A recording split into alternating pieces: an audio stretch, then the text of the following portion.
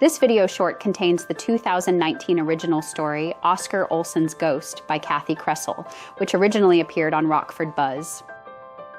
This video is copyright 2025 by Haunted Rockford. When Oscar Olson died in December of 1910, many Swedish friends and family mourned the young man. Oscar was well known and liked by Rockford's close-knit Swedish community. He was a carpenter by trade and from all accounts quite a good one. Oscar went to Minnesota in the fall of 1910 to visit an uncle. He stayed 6 weeks or so before traveling to the northern woods of Wisconsin. It was just before Christmas when the news reached Rockford that young Oscar hadn't left Minneapolis for Wisconsin, but instead had been struck and killed by a train in Minneapolis.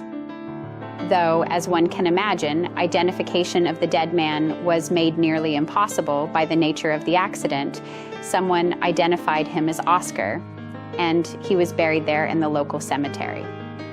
The news of Oscar's accident was reported in the paper and also wrote up in the Tribunen, a weekly Swedish paper.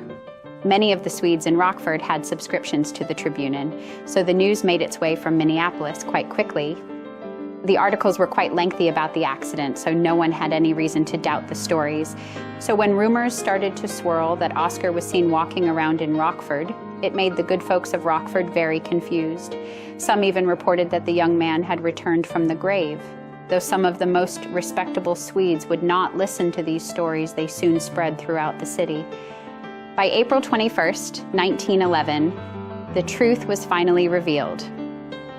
Oscar, though reported dead and buried in the little cemetery outside of Minneapolis, was alive and well.